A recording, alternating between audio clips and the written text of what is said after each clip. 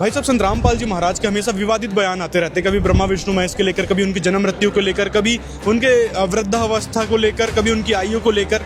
क्यों आते रहते हैं ये विवादित बयान? लोग इससे एकदम भड़क जाते हैं क्योंकि आप देवी देवताओं के बारे में गलत कह रहे हो। भाई हम कभी किसी देवी देवताओं के बारे में नहीं कहते, हम भी उन्हें आदर करते हैं, उनके यथार्थ भक्ति मंत्र करते हैं जो संत रामपाल जी महाराज जी देते हैं। और आप जिन्हें विवादित बयान कह रहे हो, वो विवादित बयान नहीं है, वो प्रमाणित ज्ञान है। आपने बात करी कि ब्रह्मा विष्णु महेश के बारे में कहते हैं कि वो बूढ़े होते हैं। आइए आप खुद ही देख लीजिए प्रमाण, ये आपको प्रमाण दिखाता है शिव पुराण से। ये हमारी शिव पुराण है, ये हमारे हिंदू धर्म के धार्मिक ग्रंथ है। इनमें जो सच्चाई लिखी हुई है उसको तो स्वीकार करना पड़ेगा।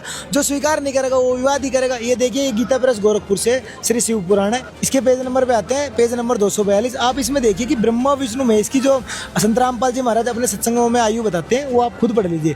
1000 चतुर्युग को ब्रह्मा का एक दिन कहा जाता है और उतनी ही उनकी रात्रि होती है। इस प्रकार क्रम से यह ब्रह्मा के एक दिन और एक रात्रि का प्रमाण है।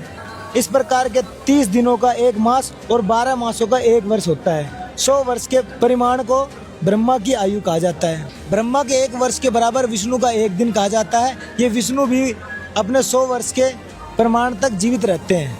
विष्णु के एक वर्ष के बराबर रुद्र का एक दिन होता है।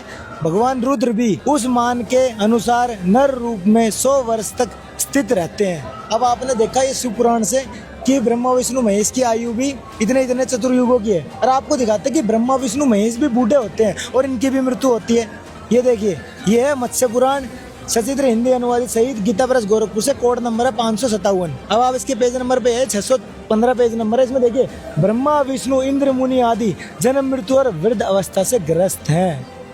ये उस परमेश्वर के खिलौने मात्र है। अब आपने अपने शास्त्रों से देखा कि उनकी भी जन्म मृत्यु होती है, वो बूढ़े होती है और उनकी आयु सीमित है। संत रामपाल जी महाराज अपने सत्संगों में और अपनी पुस्तकों में प्रमाणित ज्ञान बताते हैं। अब जो इन शास्त्रों को मानता है वो स्वीकार करेगा, अन्यथा लोग विरोधी करते रह जाएंगे।